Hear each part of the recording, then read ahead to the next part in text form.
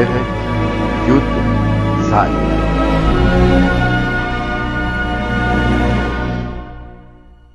וידבר אדוני אל משה לאמור, אמור אל אלעזר בן אהרון הכהן, וירם את המחטות מבין השרפה, ואת האש זרי הלה, כי יקדשו. את מחטות החטאים האלה בנפשותם, ועשו אותם ריקועי פחים ציפוי למזבח, כי הקריבום לפני אדוני ויקדשו, ויהיו לאות לבני ישראל. ויקח אלעזר הכהן את מחטות הנחושת, אשר הקריבו השרופים, וירקעום ציפוי למזבח. זיכרון לבני ישראל, למען אשר לא יקרב איש זר, אשר לא מזרע אהרון הוא, להקטיר קטורת לפני אדוני, ולא יהיה כקורח וכעדתו, כאשר דיבר אדוני ביד משה לו. וילונו כל עדת בני ישראל ממחרת על משה ועל אהרון לאמור, אתם המיתם את עם אדוני. ויהי בהיקהל העדה על משה ועל אהרון, ויפנו אל אוהל מועד, והנה כיסהו הענן, וירא כבוד אדוני. ויבוא משה ואהרון אל פני אוהל מועד, וידבר אדוני אל משה לאמור, הרומו מתוך העדה הזאת, ואכלה אותם כרגע, ויפלו על פניהם. ויאמר משה אל אהרון, קח את המחתה ותן עליה אש מעל המזבח, ושים קטורת, והולך מהרה אל העדה וכפר עליהם, כי יצא הקצף מלפני אדוני, החל הנגב. ויקח אהרון כאשר דיבר משה, וירוץ אל תוך הקהל, והנה החל הנגב בעם. וייתן את הקטורת, ויכפר על העם, ויעמוד בין המתים ובין החיים, ותעצר המגפה.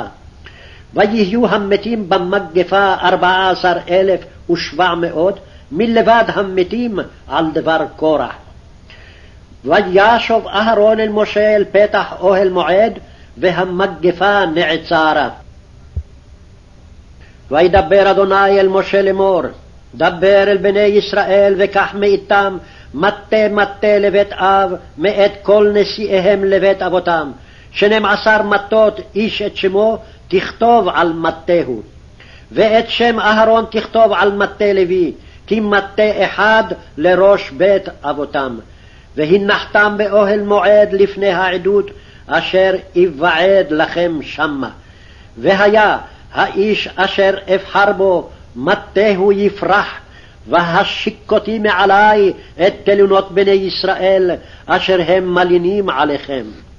וידבר משה אל בני ישראל, ויתנו אליו כל נשיאיהם מטה לנשיא אחד, מטה לנשיא אחד לבית אבותם, 12 מטות, ומטה אהרון בתוך מטותם.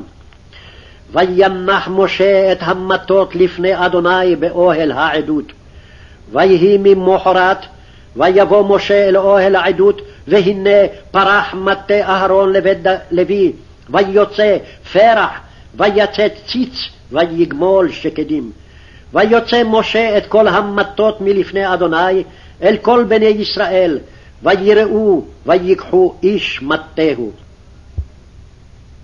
ויאמר אדוני אל משה, השב את מטה אהרון לפני העדות למשמרת, לאות לבני מרי, ותחל תלונותם מעלי ולא ימותו. ויעש משה כאשר ציווה אדוני אותו, כן עשה.